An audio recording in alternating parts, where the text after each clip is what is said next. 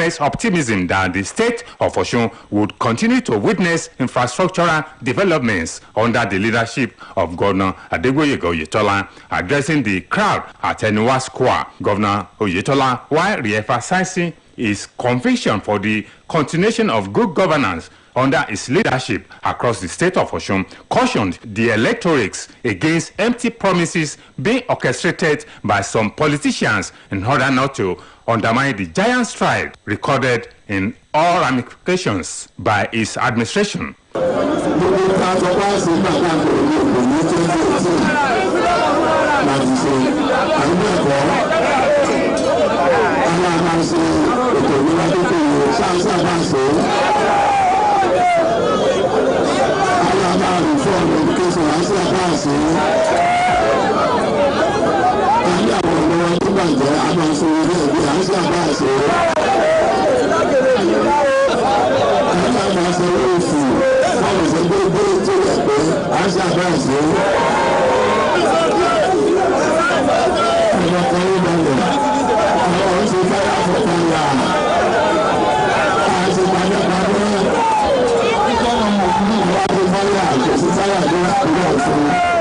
In their separate remarks, the National Secretary of the All Progressive Congress, Senator Iyola Omishore, the State Chairman of the All Progressive Congress, Prince Gboyega Famodun, the Director General of Ileri Oluwa Campaign Organization, Senator Ajibola Bashir, urged the residents toward ensuring the sustenance of good governance as demonstrated by Governor Adegboyega Oyetola since assuming the mantle of leadership in the state of Osun. Also on ground to witness the flag-off campaign, including the wife of the governor, Mrs. Kafayat Oyetola, the deputy governor, Mr. Benedict Alabi, the Speaker of the State House of Assembly, Honorable Timothy Oweye, Secretary to the State Government, Prince Wole Oyebamiji, and other members of the State Executive Council, members of the National Assembly, members of the State House of Assembly, representatives of Hausa and Igbo communities, stewards and members of the All Progressive Congress from across the state. Sanya Onorinde reporting from Governor's Office. In Nigeria, President Muhammadu Buhari has signed the National Health Insurance Authority Bill 2022. He said vulnerable group fund will be set up to ensure coverage of 83 million poor Nigerians who cannot afford to pay premiums as recommended by the Lancet Nigeria Commission. According to a statement by spokesman Gabashew, for the large number of vulnerable individuals who are not able to pay health insurance premiums, a vulnerable group fund will be set up to include a component of the basic healthcare provision fund due to the authority, health insurance levy, special intervention fund, and any investment proceeds, donations, and gifts to the authority. He said the authority will collaborate with the state government health insurance schemes to accredit primary and secondary health facilities and enroll Nigerians into the scheme to ensure the delivery of quality health care.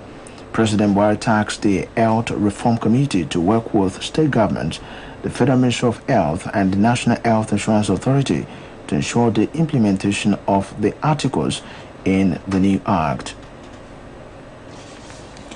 Jubilant crowds came out to cross South Sudan's first permanent bridge over the River Nile after it was officially commissioned.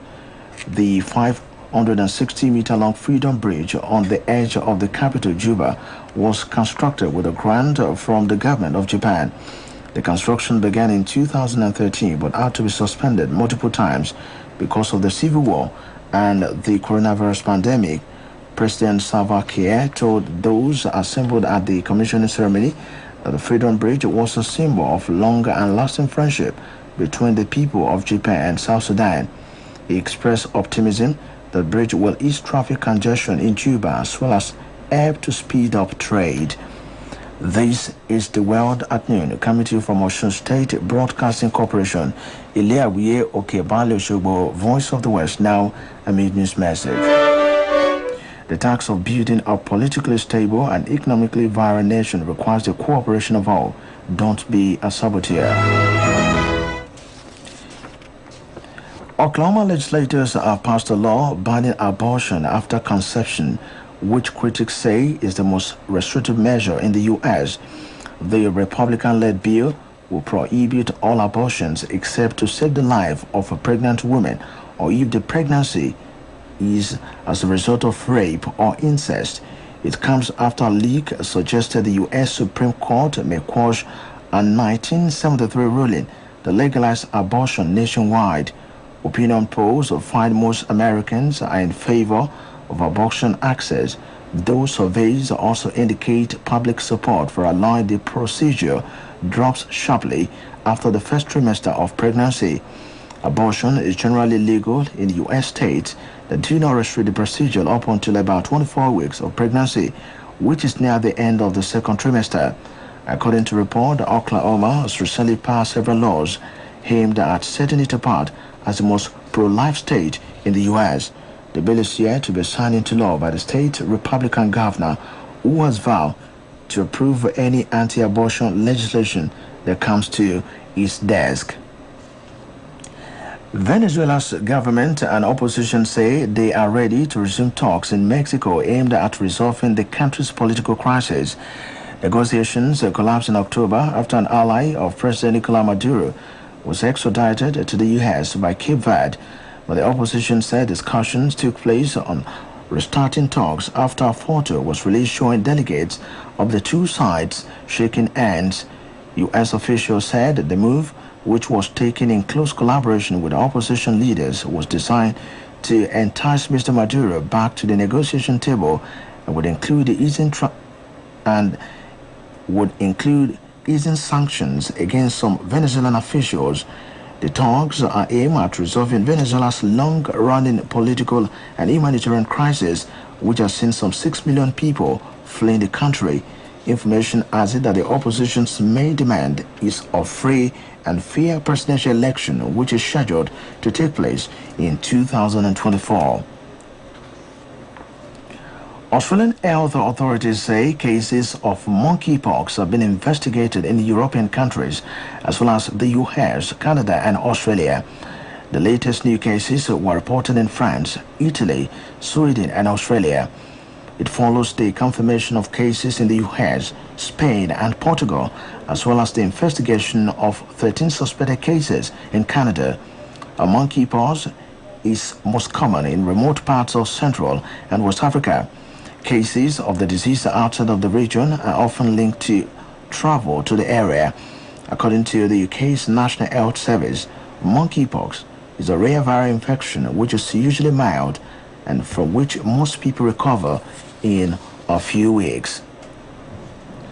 And now again are the highlights of the world at noon. In Nigeria, electorates in the state of Osun have been admonished not to be deceived by empty promises being orchestrated by some politicians in order not to jeopardize the future of the state. Jubilant crowds came out to cross South Sudan's first permanent bridge over the River Nile after it was officially commissioned. Oklahoma legislators have passed a law banning abortion after conception, which critics say is the most restrictive measure in the U.S. Australian health authorities say cases of monkeypox have been investigated in European countries as well as the US, Canada, and Australia. That was the World at Noon, edited by Olusola Egbodofor and delivered by Samuel Babale. In today's news talk, Adeni Kende of our editorial desk writes on the unique role expected of parents, guardians, and the society at large to curb the menace of ritual killings that has reached endemic stage among the youth of this country.